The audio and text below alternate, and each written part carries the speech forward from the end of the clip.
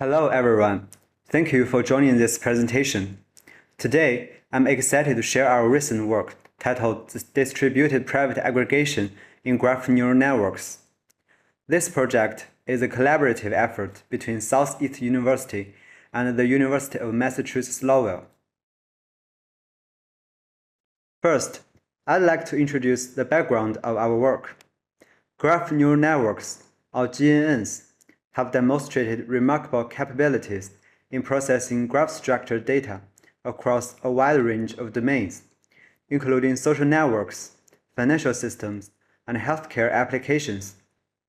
In these graphs, nodes typically represent entities, like users in a social network, while edges represent the relationships between them.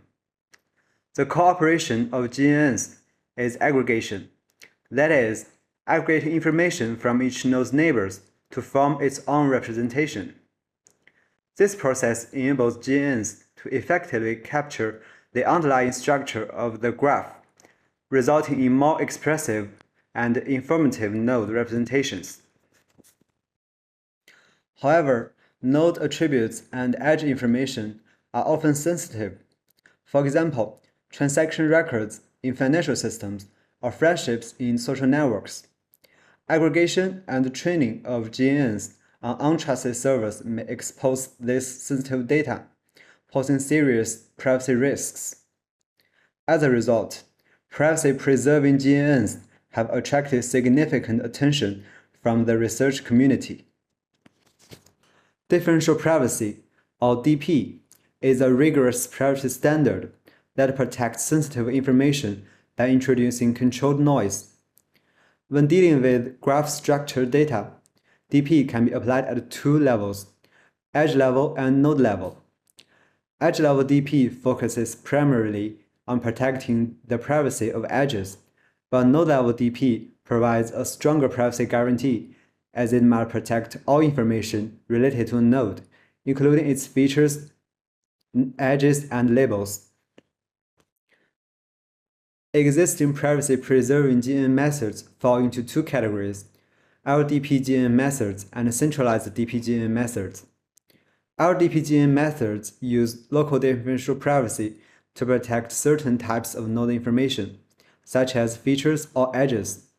However, they fail to achieve full node-level privacy because different types of private data, features, edges, and labels are accessed repeatedly during GNN training. This introduces substantial noise, which significantly degrades the performance of GNN. On the other hand, centralized DP-GNN methods use techniques like DPS-GD to ensure node-level privacy in centralized settings. However, these methods are not suitable for distributed scenarios. Given this context, we propose the first GNN aggregation method designed for distributed settings under the constraint of node-level DP. We now formally define the problem setting. We consider a scenario where an untrusted server is responsible for training a GNN across distributed users. In this setup, all information held by nodes, including features, labels, and edges, is considered private. To protect user privacy, we aim to satisfy both edge-level DP and node-level DP. We assume a semi-honest model where the users, parties, and server follow the protocol but may still attempt to infer private information.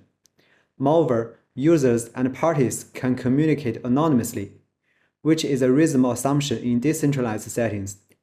Given the above settings, how can the untrustworthy server construct an effective GNN under DP constraints? Our basic idea is to employ MPC protocols to build a GNN in distributed settings under DP constraints. This is a new research problem. The process consists of four main steps. Step 1. Each user secretly shares its private data and distributes the shares to multiple parties. Step 2. The parties perform secure multiplications and inject noise to ensure differential privacy. Step 3. One party reconstructs the aggregated result. And step 4. The result is sent to the server to train the GNN model. Step 2 to 4 are repeated iteratively over hundreds of training epochs. However, this design introduced two key challenges. The first challenge is computation and communication constraints. GNN aggregation involves heavy matrix multiplication, causing substantial computation and communication overhead on the MPC protocols. The second challenge is privacy budget oversplitting. Since GNN training runs for hundreds of epochs and repeatedly accesses private edge information, the privacy budget must be split hundreds of times, which significantly degrades model performance. To address challenge 1, we propose 3 key modifications. Modification 1, matrix addition instead of matrix multiplication. Each node sends its representation to its neighbors, while also receiving representation from them. This allows each node to aggregate by simply summing up all received representations, which is much more efficient on the MPC. Modification 2, key value instead of sparse matrix. We replace the 4 feature passing matrix with a more compact key value structure, where each key indicates the index of a neighbor and the value holds the node's feature. This structure skips 0 elements, so we only apply secret sharing to non-zero values, which significantly reduce computation and communication overhead. As illustrated in the figure, the original feature passing matrix with 25 vectors is transformed into just 6 key value pairs. However, when sending these key value pairs to untrusted parties, the number of neighbors per node may be inadvertently reviewed, which poses a privacy risk. To address this, we propose modification 3, achieving DP defined on edges via dummies. We employ the selective MPC protocol and generate dummy key value pairs to ensure edge-level DP. To address challenge 2, we propose 3 modifications to reduce the oversplitting of the privacy budget during GNN training. Modification 4, separating the aggregation and training stages. We first perform the complete L-layer GNN aggregation with different privacy guarantees, decoupling it from the training process.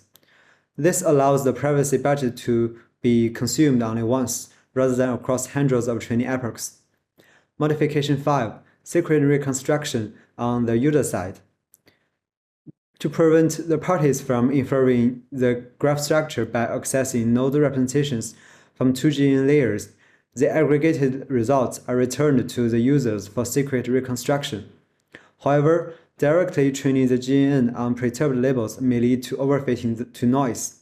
To address this, we propose modification 6, aggregate the perturbed labels.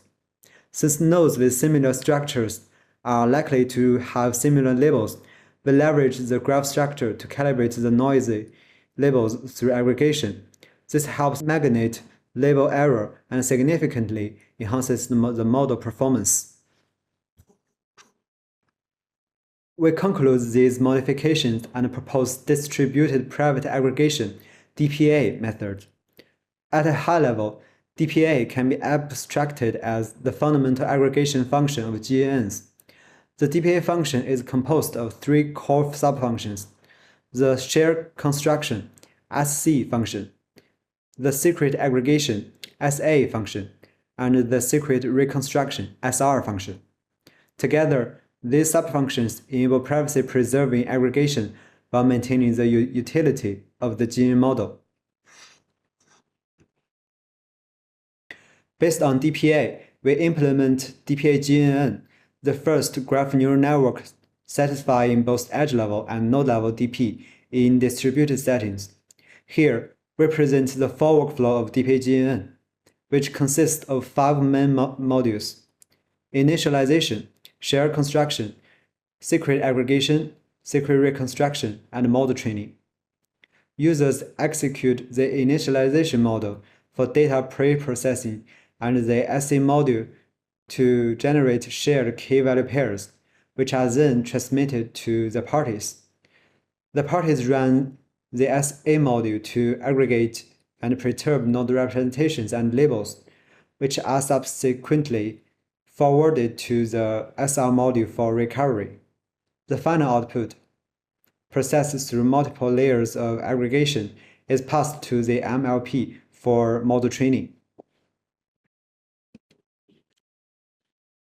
We now analyze the privacy guarantees and efficiency of DPA-GNN. First, in terms of privacy, DPA-GNN satisfies edge level epsilon dp and node level epsilon e plus epsilon h plus epsilon y 2 delta dp. Here, epsilon e, epsilon h, and epsilon y represent the privacy budgets allocated to edges, features, and labels, respectively. Next, regarding communication and offline setup costs. As shown in the table, the main communication overhead comes from user-to-party aggregation and party-to-party reconstruction. The offline setup cost involves generating the data to be shared with parties.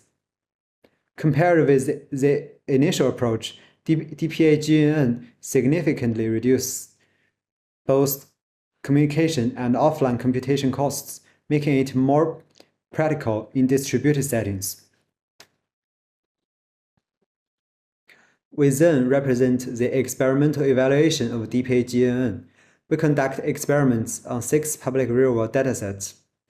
A summary of these datasets is presented in Table 1. For comparison, we consider a variety of baselines, categorized into 3 groups: LDP-GNN methods, their privacy-enhanced variants, and centralized DP-GNN methods. Table 2 summarizes the data types considered private in both the baselines and DPA-GNN. We conduct experiments to evaluate the trade-off between utility and privacy. Specifically, we compare DPA-GNN with category 2 baselines across 6 real-world datasets under varying privacy budgets. The results demonstrate that DPA-GNN consistently achieves superior performance, while simultaneously protecting node features, edges, and labels.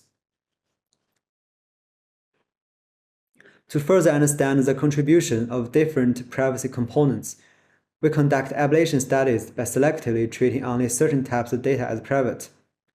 In this presentation, we focus on protecting edges only setting. Notably, under low privacy budget conditions, our method consistently outperforms the state-of-the-art, highlighting its strong performance even under strict privacy constraints.